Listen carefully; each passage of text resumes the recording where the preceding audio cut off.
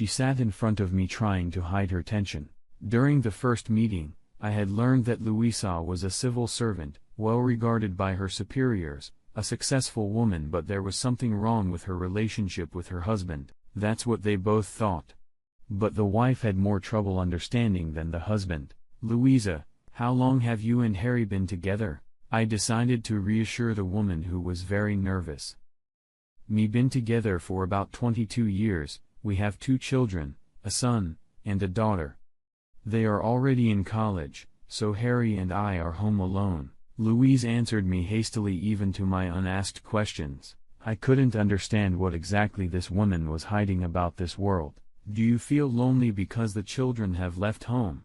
I marked down in my notebook the strange sense of guilt I could feel in Louise's words and actions. "What are you saying? Why am I lonely? I'm at work. We have a good team, friendly, and at home, I have Harry." Louise immediately became defensive, although the very reminder of her husband turned out to be quite disturbing. "Do you love your husband?" I decided to test my theory. "Yes. I love him." She closed her eyes and whispered her confession. "Are you cheating on him?" I dropped the question without warning. "What? I would never do that to him." Those were sincere words. But there was an audible alarm in them. "I'm sorry, I just had to ask, but I wanna ask you how you're doing in bed." I believed Louise would be sincere here too. "We're sleeping together. I think it's an age thing.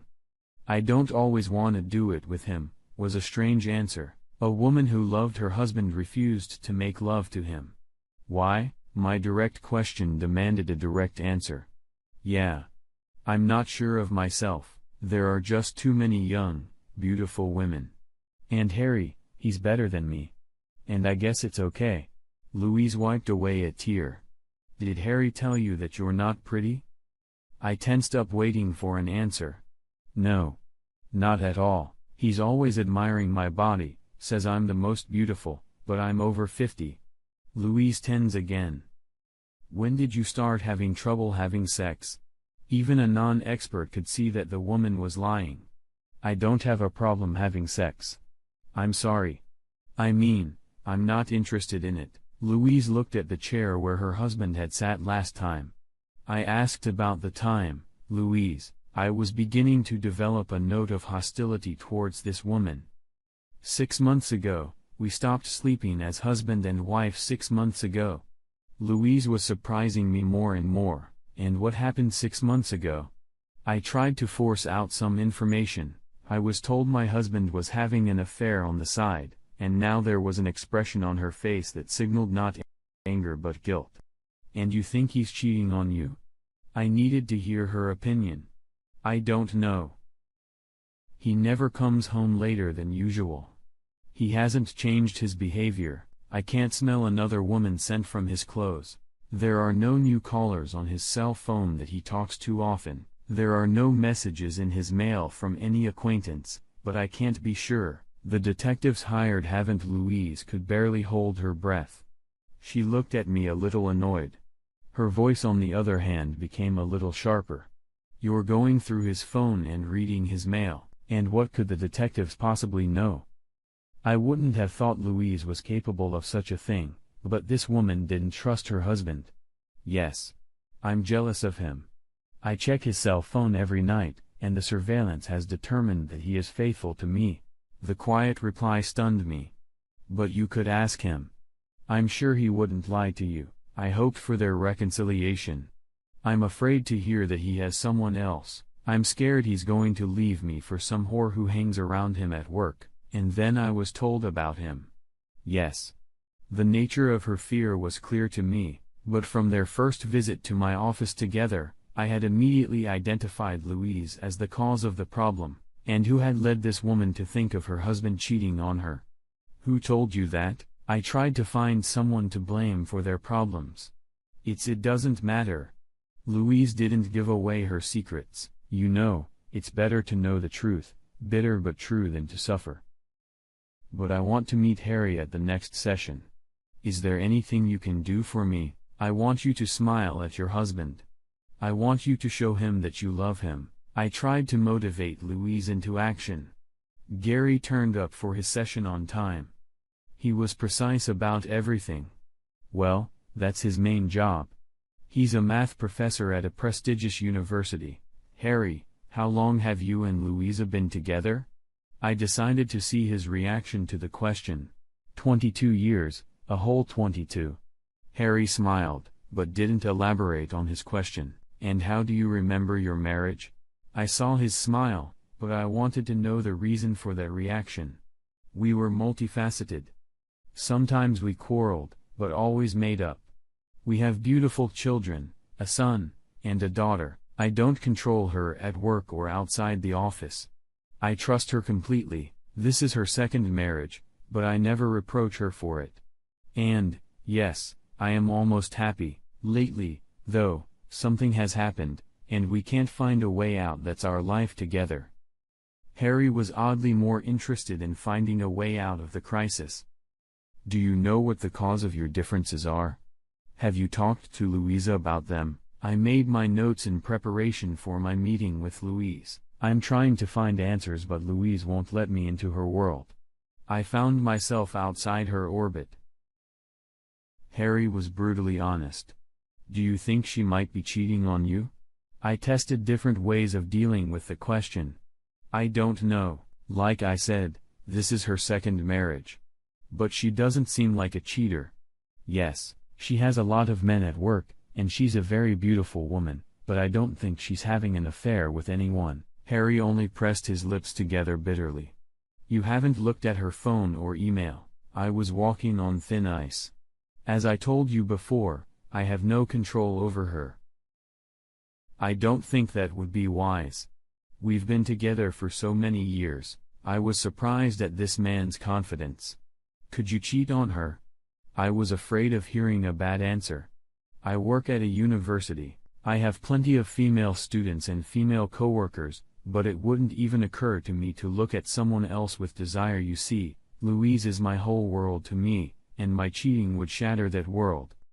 Harry looked openly at me.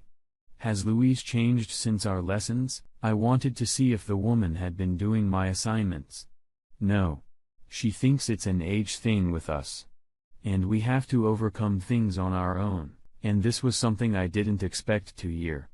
How do you behave around your wife? I was at a loss to guess. I love her. I always tell her about it, demonstrate it, and I always will. Harry leaned back in his chair and closed his eyes. Harry, when did Louise changes to you start? I needed to find a reason.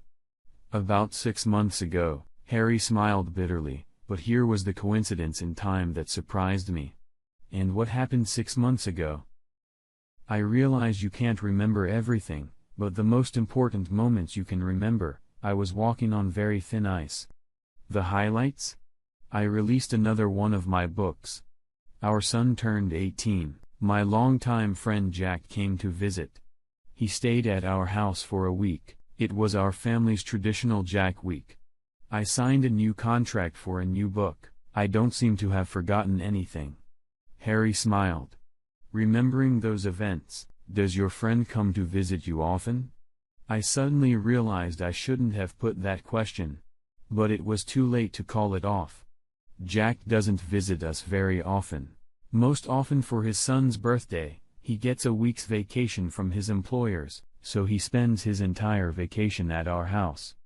Even Lisa takes her well-deserved week off to cook and just relax. They go out a lot. Louise shows him around the city. Harry smiled again at the memories, and I decided not to touch the sore subject any further. I'm not a detective, but I can logically calculate different options. We may need to spend the next class with the two of you. I'll need to ask you the same questions. But remember, you have to fight for your happiness. I suppressed the temptation to yell at Louise. Okay. We'll be at your place in a week. I think we should sort ourselves out. Harry stood up and after saying goodbye, he left. But to my surprise, they didn't show up for our meeting. What's more, my secretary couldn't get in touch with them. All phone calls went to voicemail. It wasn't until later on the afternoon news that I learned that a prominent university professor had committed suicide. The man had thrown himself under a subway train. No one could help him. Surveillance cameras at the station showed that the man had not been forced. A week later, I received a strange letter. On the envelope was my work address. In the place where the sender's address should have been there was only the name Harry. I fought the temptation. The man's posthumous confession could only confirm my suspicions. Sitting at home with an unchanged portion of my whiskey, I decided to give in to temptation and open the envelope. There were copies of 3 DNA tests with the conclusions of the specialists. Samples 12 belonged to relatives. Samples 23 belonged to relatives. Samples 13 belonged to unrelated people. No, one didn't even have to ask oneself what that meant. The conclusion was obvious. Harry had found out that his son had a different father. It didn't take a mathematical genius to figure out exactly who the boy's biological father was. But why did Louise continue to let the man she had once had an affair with into her home, or was the affair never ended? I picked up the letter that was in the envelope, handwritten in neat masculine handwriting. In our bedroom, I found what I was looking for. Louise kept a diary a long time ago. Ever since the day she and I dated, several notebooks. Yes. I should have noticed it earlier. Jack was more than a friend to her. So they started their own Jack Week. Louise and Jack denied their spouses sex issues so that they could belong only to each other. All these years, I've seen things I've never been able to unravel, but it's too late now. It's too late to fight, to divorce. But I've made my choice. I've changed my will, according to which most of my savings will go to my daughter. The rest will go to my son. I continue to consider him my son. I've even changed my insurance policy. My daughter will now get the money. I haven't closed my and Louis' bank accounts, but I have transferred most of my fees to a separate account that will also go to my children. I've kept our joint medical policy for Louise, although I don't even know what that will do for her. It turns out she often used it to treat her lover. I gave the contract for the new book, the material for which I had already gathered, to my deputy, who was the only one who knew about my problem, and I refused to be a co-author on this project. Let all the glory go to this young woman who lives her life entirely in science. My choices are difficult, but I'm not willing to go through the hell of divorce. I don't want anyone to know that I have become the owner of huge horns in 22 years. I am also sending you a check for your sessions. We were signed up for 20 courses, and I am paying for all of them. Maybe my wife would like to tell you about her experiences because I left her the test results and a little message. Thank you. May all be well. I put the letter on the table and filled my glass again. I needed to calm myself down. We never got to meet Louise. She, even knowing that Harry had paid for the entire course of our sessions, was unwilling to make any reconciliation with herself. Had she been able to understand herself and open up to her husband, she could have saved her loving man from death. Her desire to blame her husband for her adultery was strange. Did she really want to shift the blame for all the problems in their family onto Harry? But honestly, who needed all that explanation? Jack's weeks hadn't been a random choice. Sooner or later, Harry would have seen that he had little in common with his son. I wonder how Louise reacted when the will was read out, and did the children realize what such a change meant? Don't get me wrong, but to be honest, I would like to gloat because she is the one who deserved such a punishment.